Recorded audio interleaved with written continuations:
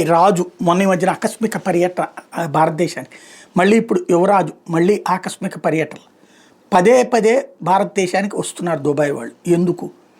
ద్వైపాక్షిక చర్చలు ఇవన్నీ పేర్లు బాగా ఉంటాయి, వినడానికి బాగుంటాయి.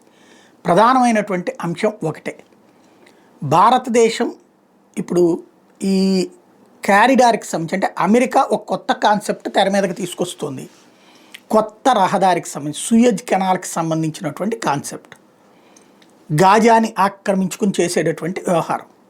దాని విషయంలో దుబాయ్కి ఒక అభ్యంతరం ఉంది, తమకి దెబ్బ అనేటటువంటి భయం ఉంది. అదే సందర్భంలో అంతర్జాతీయ పరిణామాలలో అమెరికా తీసుకుంటున్న నిర్ణయాలు కొన్ని దుబాయ్కి ఇబ్బందికరమైనటువంటి, అవి అమెరికాతో చెప్పి పరిష్కరించగలిగేటటువంటిది భారతదేశానికి. వెంటనే మనకు ఒక టాక్ వచ్చేస్తుంది, మనకే ఇక్కడ టారిఫ్లు ఉంటేనే ఏం చేయలేనోడు మోడీ అమెరికాతో ఏం చేస్తారు. ఒక్కసారి గుర్తెచ్చుకుంటే మిగతా వాళ్ళందరినీ వేధించినట్టు మనల్ని వేధించట్లా.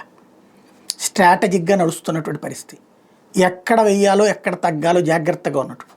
ఇప్పటికి కూడా ఇజ్రాయిల్, భారతదేశం, వియత్నాములతో ట్రంప్ సర్కార్ చాలా జాగ్రత్తగా వ్యవహరిస్తోంది, వ్యూహాత్మక భాగస్వాములుగా వ్యవహరిస్తుంది. అందుకనినే అమెరికాతో మాట్లాడడానికి మధ్యవర్తిత్వం వైపు కోసం ఈ అడుగులు పడుతున్నాయన్నటువంటి చర్చ నడుస్తోంది.